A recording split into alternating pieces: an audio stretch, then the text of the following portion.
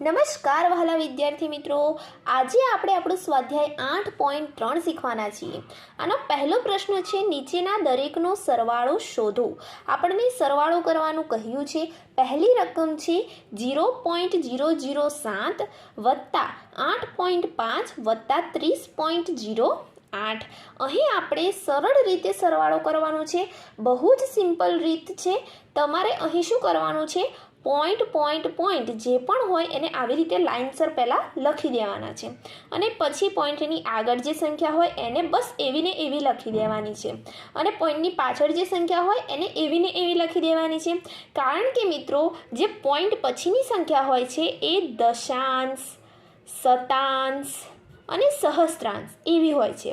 જેમ કે અહીં જો 8.5માં જે 5 છે ને એ દશાંશ છે અને પોઈન્ટ આગળની સંખ્યા જે હોય છે એ એકમ હોય છે. બરાબર. તો અહીં જુઓ તમે, 8 જે છે એ એકમ છે અને એકમની આગળ દશક, 100 આવે એ તો આપણને ખબર જ છે. બસ આ વસ્તુ આપણે ધ્યાનમાં રાખવાની છે.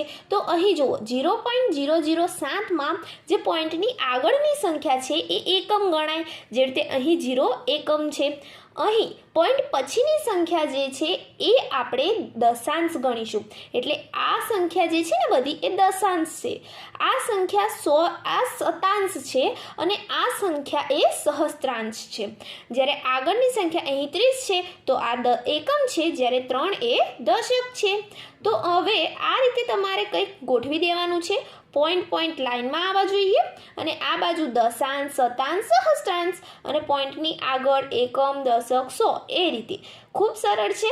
હવે આપણે જે જગ્યા બાકી બચી છે ત્યાં સરળતા માટે શૂન્ય મૂકી દઈએ, જેથી આપણને ગણતરી કરતા ફાવે.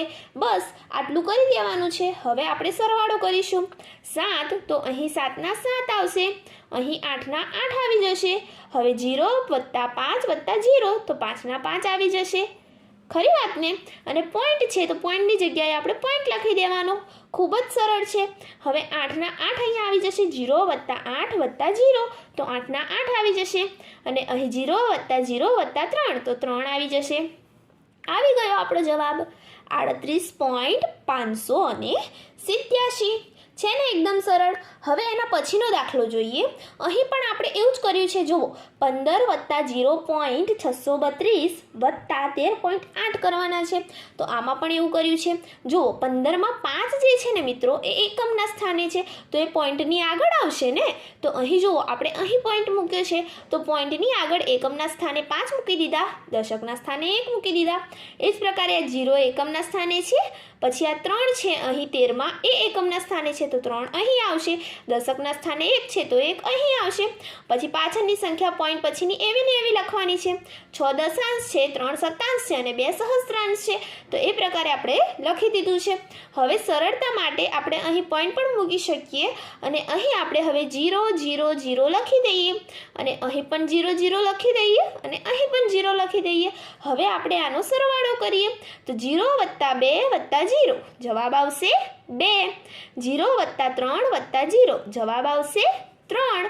0 વત્તા 6 વત્તા 8 અહીં જવાબ આવશે 14. 14 4 અને અહીં વધી પડશે 1. 5 ને 1 6, 6 ને 3 9. મિત્રો, અહીં જે પોઈન્ટ છે ને એ આપણે પોઈન્ટની નીચે મૂકી દઈશું અને અહીં હવે 1 વત્તા 1 થઈ જશે 2. આપણો જવાબ આવી ગયો 29.432. ચાલો હવે એ જ પ્રકારે આપણો સી નંબરનો દાખલો કરીએ. બિલકુલ સરળ રીત છે, સેમ મેથડ છે. હવે જુઓ, અહીં પણ આપણે પોઈન્ટની જગ્યાએ પોઈન્ટ મૂકી દીધા, એકમની જગ્યાએ બધા એકમ મૂકી દીધા, દશકની જગ્યાએ દશક મૂકવાના. એ જ પ્રકારે દશાંશની જગ્યાએ દશાંશ, શતાંશની જગ્યાએ શતાંશ અને સહસ્ત્રાંશની જગ્યાએ સહસ્ત્રાંશ. હવે આપણે જે ખાલી જગ્યા બચી છે ત્યાં 0 0 મૂકી દઈએ. હવે આપણે દાખલો ગણીએ. 6 ને 4 10 થશે, 10 શૂન્ય વધી પડી 1. અહીં 1 વત્તા 7 થશે 8, 8 વત્તા 5 અહીં જવાબ આવશે 13, 13 3 વધી પડી 1. 1 અને 5 થશે 6. પોઈન્ટની જગ્યાએ પોઈન્ટ મૂકી દઈશું, 7ના 7 લખી દઈશું, 2 2 લખી દઈશું. જવાબ આવી ગયો 27.630. અહીં પાછળનું શૂન્ય તમે નહીં લખો તો પણ ચાલશે, એટલે 27.63 લખો તો પણ ચાલે. હવે જુઓ ડી વાળો દાખલો ગણીએ. અહીં પણ આપણે એવું કરીશું, એકમની જગ્યાએ એકમ, દશકની જગ્યાએ દશક, પોઈન્ટની જગ્યાએ લાઈનમાં પોઈન્ટ લખી દેવાના. અહીં જુઓ દશાંશની જગ્યાએ દશાંશ, શતાંશની જગ્યાએ શતાંશ અને સહસ્ત્રાંશની જગ્યાએ સહસ્ત્રાંશ. હવે વધારાના અહીં જે જગ્યા ખાલી છે ત્યાં 0 મૂકી દઈશું આપણી સરળતા માટે, આપણને દાખલો ગણતા ફાવે એટલે. હવે 5 0 વત્તા 5 વત્તા 0 તો 5 ના 5 આવશે.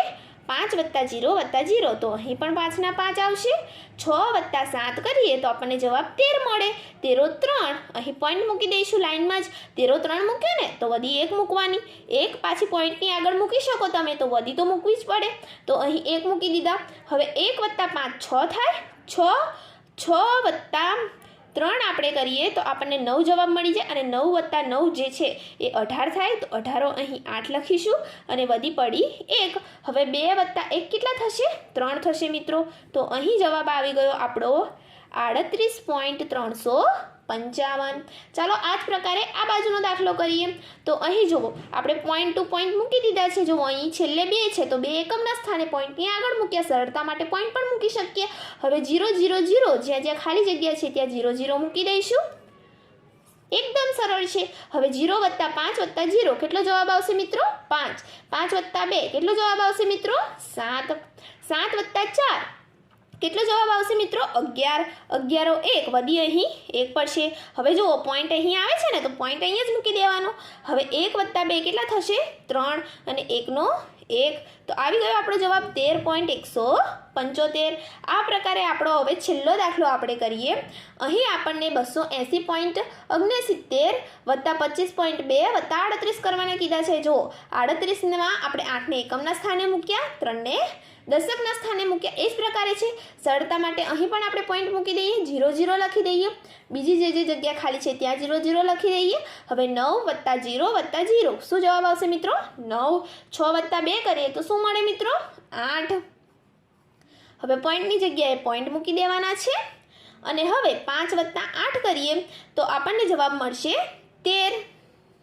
13 3 વધી પડી 1. 1 વત્તા 8 કરીએ તો જવાબ મળે 9. 9 વત્તા 2 કરીએ તો જવાબ મળે 11. અને 11 વત્તા 3 કરીએ તો જવાબ મળે 14. તો 14 4 અને વધી પડી 1. હવે 1 અને 2 કેટલા થશે મિત્રો? 3. તો આપણો જવાબ આવી ગયો 34,343.89. તો અહીં આપણો આ છેલ્લો દાખલો પણ ગણાઈ ગયો છે.